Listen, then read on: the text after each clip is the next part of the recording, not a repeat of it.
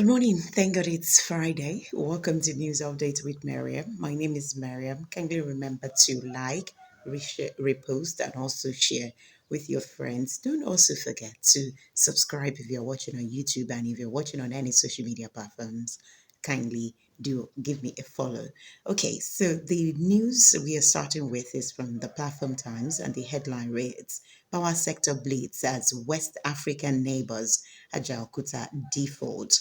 Nigeria's electricity sector is facing mounting revenue pressures as neighboring countries Togo, Niger, and Benin Republic owe over 25 billion naira for power supplied under bilateral agreements, while Ajaokuta Steel Company Limited and its host community are indebted to the tune of 1.03 billion naira.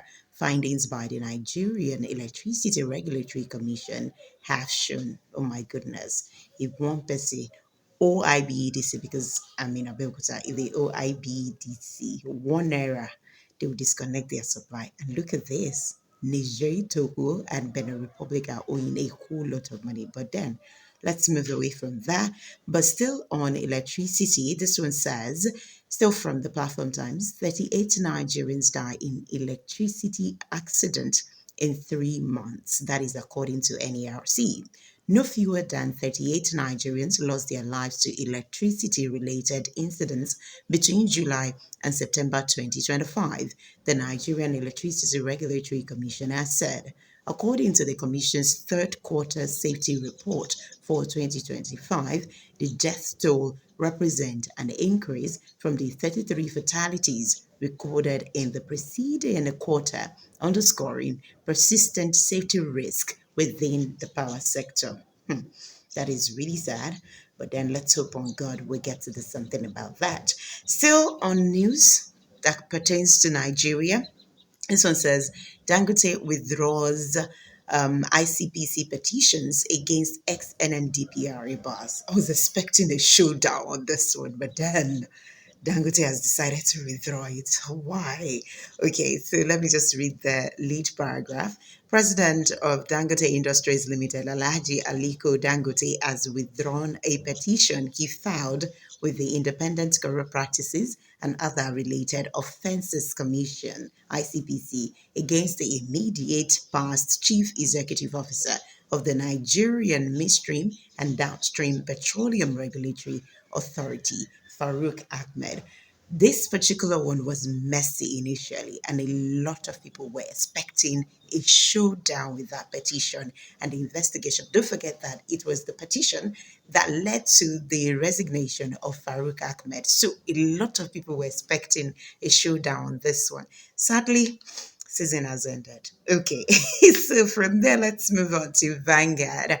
And this one is coming from Peter Obi. The headline reads, it says, 141 million Nigerians poor while politicians jostle for power, says Obi. Former Anambra State Governor Mr. Peter Obi has raised the alarm over Nigeria's deepening poverty crisis, saying the country is sliding backwards as politicians remain fixated on power struggles and control of party structures. In a statement yesterday, Obi said about 141 million Nigerians, 62% of the population, are now living in poverty, describing the situation as a grave national failure and a threat to the country's future. The last time I checked, it was about 133, but he is saying now it has gotten to 141. What gives you the assurance that I'm not even one of the 141? God, I beg. Okay, so away from that, let's move on to another one coming from Vanguard newspapers. Well, NCC CBN set to roll out refund framework for failed airtime data transactions. This was gladdens the heart of so many.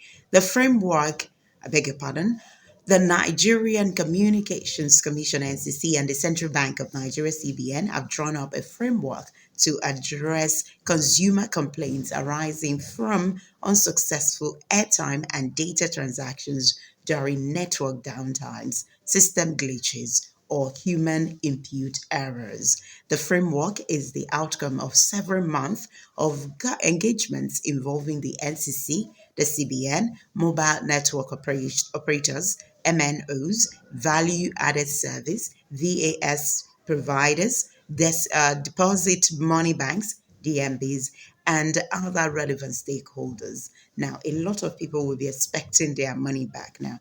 But the question I would like to ask is, what if the transaction was done about a year ago? Will CBN and NCC return it? Because I have a particular one that I need to clear. It's just about 1,000 naira. Okay, let's move away from that to the Punch website. From the Punch website, this one is a whole lot at the moment. Okay, so the headline on this one, I'm going to River State, and that is where we are going to stay for a bit now. Rivers in turmoil. APC leaders intervene as Fubara faces fresh impeachment threats. Top members and some governors of the All Progressives Congress APC have moved to douse tensions in Rivers State following the 7-day impeachment notice issued by the Rivers State House of Assembly to Governor Siminalayi Fubara and his deputy, Professor Ngozi Odu. The Punch learned late on Thursday that some APC bigwigs have begun moves to find a political solution to the unfolding crisis.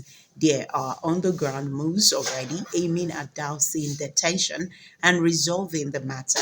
A political solution is being sought. Both the governor and the FCT minister are already being reached out to. A top source close to the APC leadership told one of the Punch correspondents. Let's hope on God we get to solve this one, but then I've got to go. Thank you also very much for coming to watch me today on News Update with Maryam. My name is Maryam once again. Don't forget to subscribe, like, repost, and also share with your friends. Bye.